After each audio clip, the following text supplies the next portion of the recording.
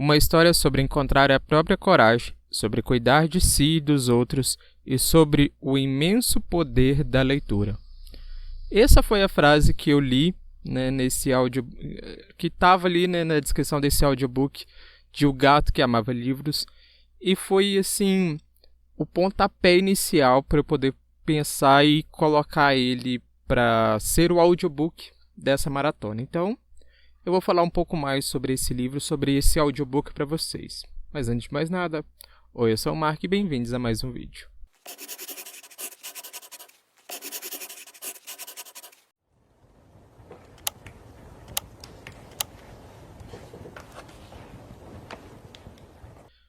Mas antes desse vídeo começar, eu quero pedir para você, caso ainda não seja inscrito, que se inscreva no canal, deixe seu like, ative o sino de notificações para receber notificações de próximos vídeos e recomenda esse vídeo para algum amigo seu que tem uma crítica à indústria literária, porque tem muito a ver com esse audiobook. Eu vou explicar um pouco mais para frente, mas vai por mim, tem muita. Mas antes de mais nada, eu vou esperar você compartilhar com seu amigo para a gente poder continuar. Bom, fez isso? Então, vamos continuar. Bora pro vídeo. O Gato que Amava Livros é do autor Sozuki Natsuyaba.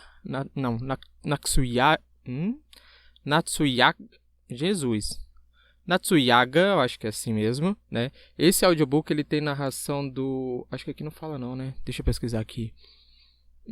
Daniel Bertolossi. Nossa, só o sobrenome esquisito, pessoal, né? O livro foi lançado em 2022 e o audiobook em 2023. Esse audiobook, né, que... Deixa eu até dar um zoom aqui na tela, que eu dei um printzinho na tela. Ele tem, 4 horas e 48 minutos. E, assim, relativamente rápido de se ouvir, né? Porque a gente sempre coloca um ponto alguma coisa ali, né? Então, dá-lhe umas 4 horinhas de audiobook. É bem tranquilo. É verdade. Quer dizer, às vezes não. Esse audiobook vai trazer a história do Rintaro. Ele é um jovem, né? Tá ali no ensino médio, que acabou de perder o avô. Esse avô dele era muito conhecido no meio ali do bairro e tal, por ter uma livraria de livros usados, mas também muitos clássicos.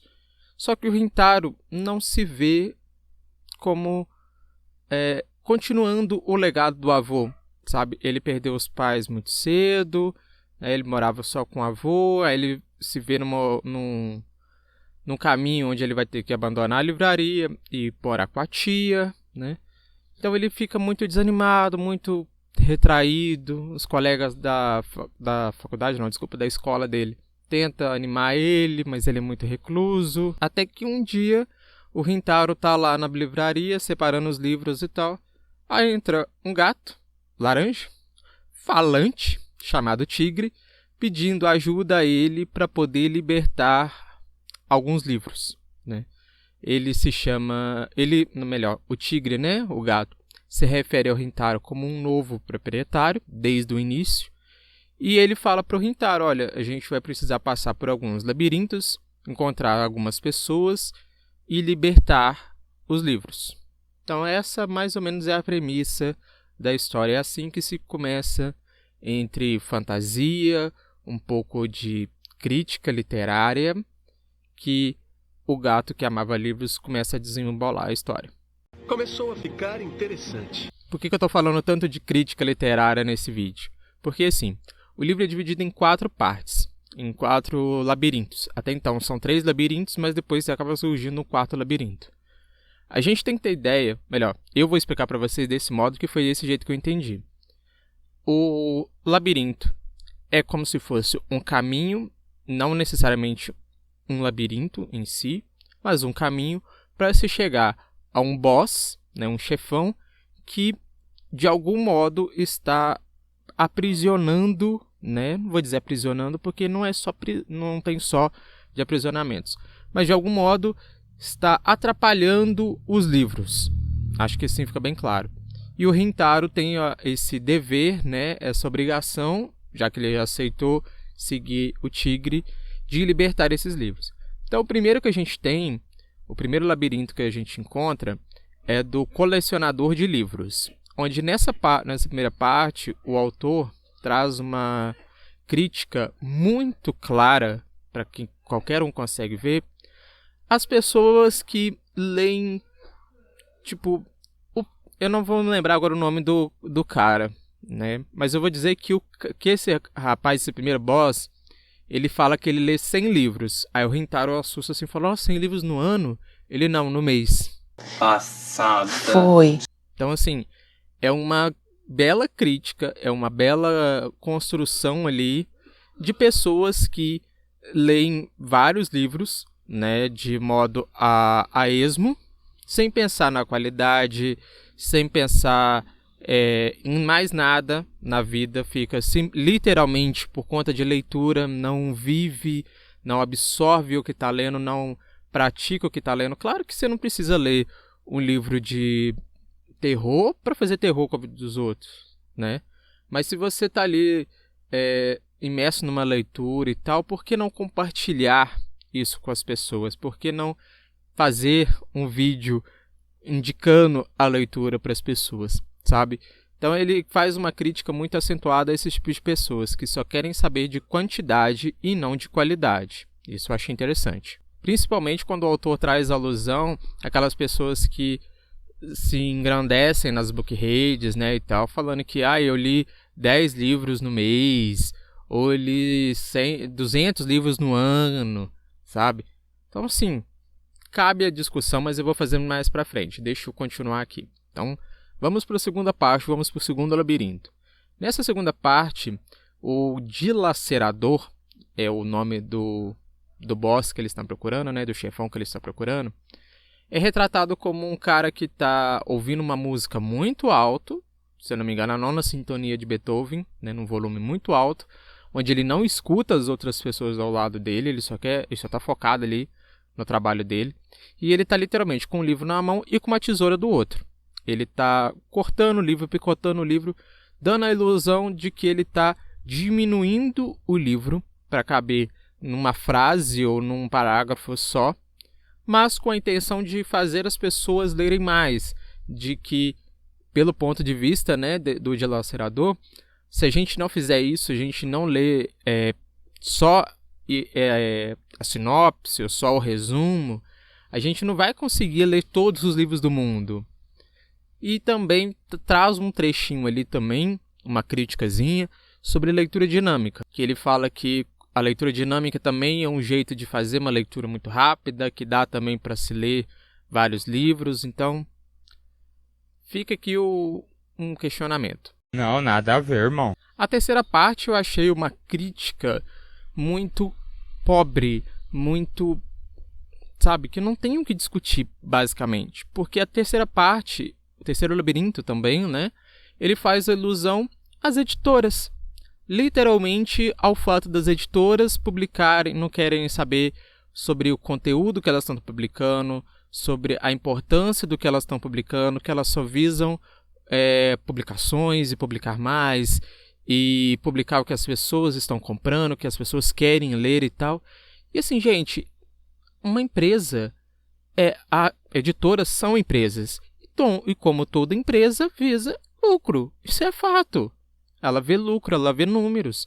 Se as pessoas querem ler um livro de autoajuda, eles vão produzir muitos livros de autoajuda, porque eles querem vender, eles precisam de dinheiro, são uma empresa. Tipo assim, achei a crítica um pouco fora do limite dessa terceira parte. Inclusive, a quarta parte eu achei ainda mais absurda ainda, que faz uma crítica a pessoas que não leem clássicos. Eu fiquei assim, não, peraí. Eu sou leitor. Eu me considero um leitor, né?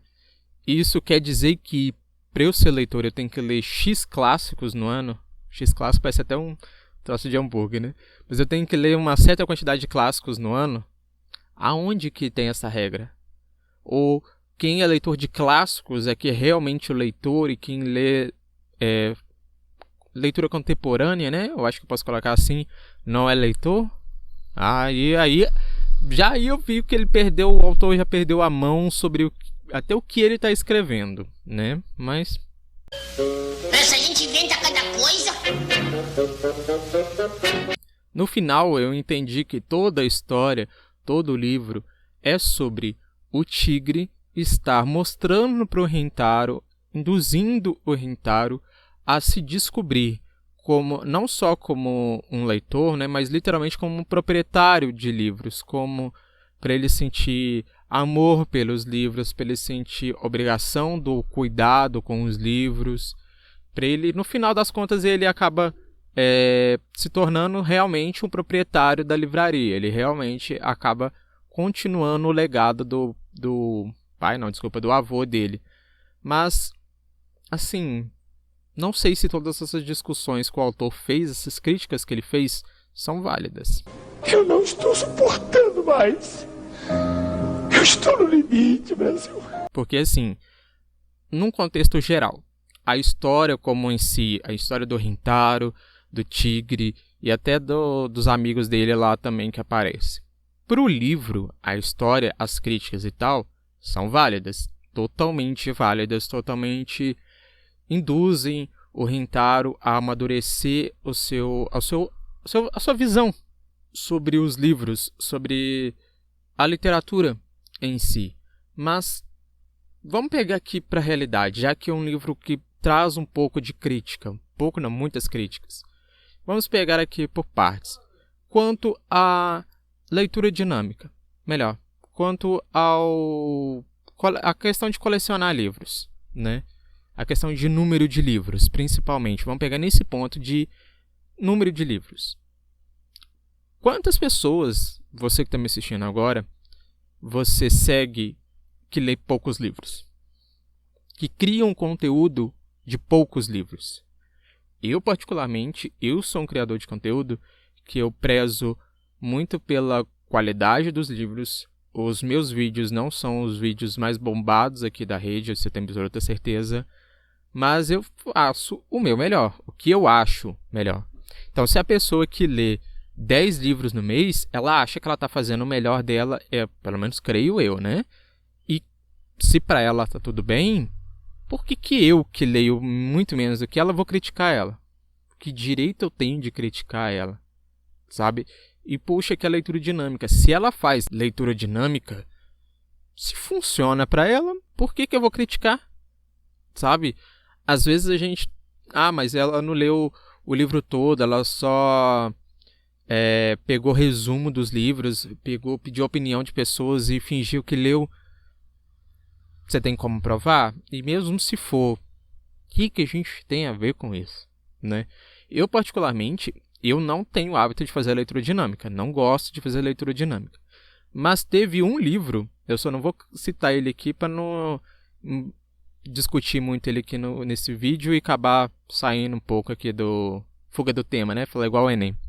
Mas teve um livro que eu li, que era um livro muito curto, era inclusive um clássico, que eu fiz leitura dinâmica sim, porque estava difícil demais eu terminar ele.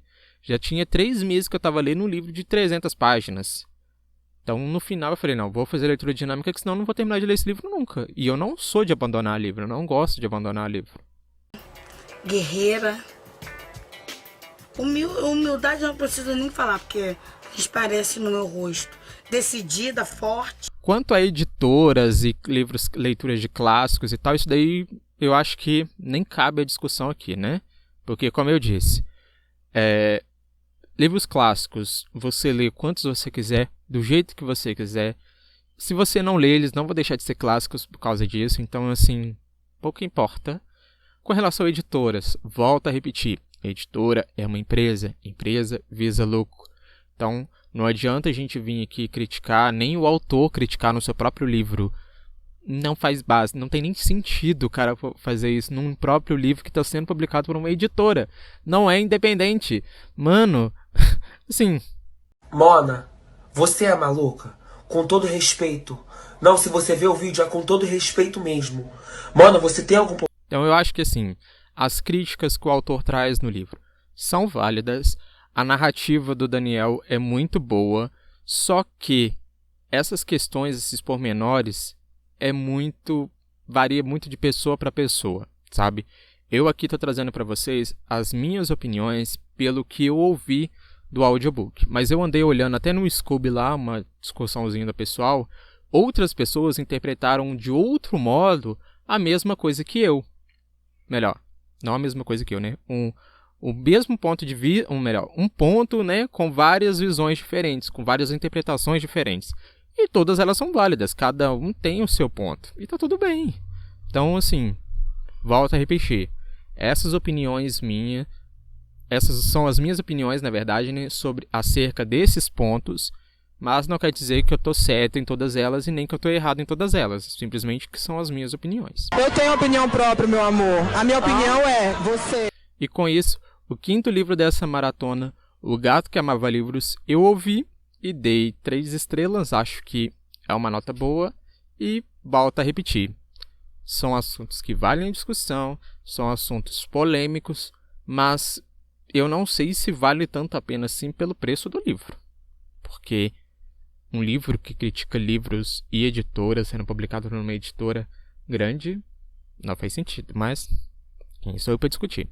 Então, vou finalizando o vídeo aqui. Melhor, antes de finalizar o vídeo, eu tenho que fazer o sorteio, mas consequentemente, né, por faltarem só 2 livros, né, já vou sortear o 6º e consequentemente o que sobrar, né, vai ser o 7º livro para eu ler nessa maratona. Então, aquele cortezinho, né, que a gente já conhece aqui que eu vou dar, porque eu preciso abrir, né, o gravador de tela e eu já mostro a roleta para vocês. Então, só um minutinho.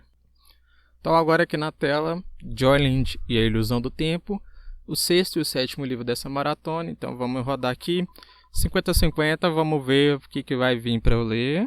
Vai ser o próximo. A Ilusão do Tempo, né? Não tem nem como rodar mais aqui.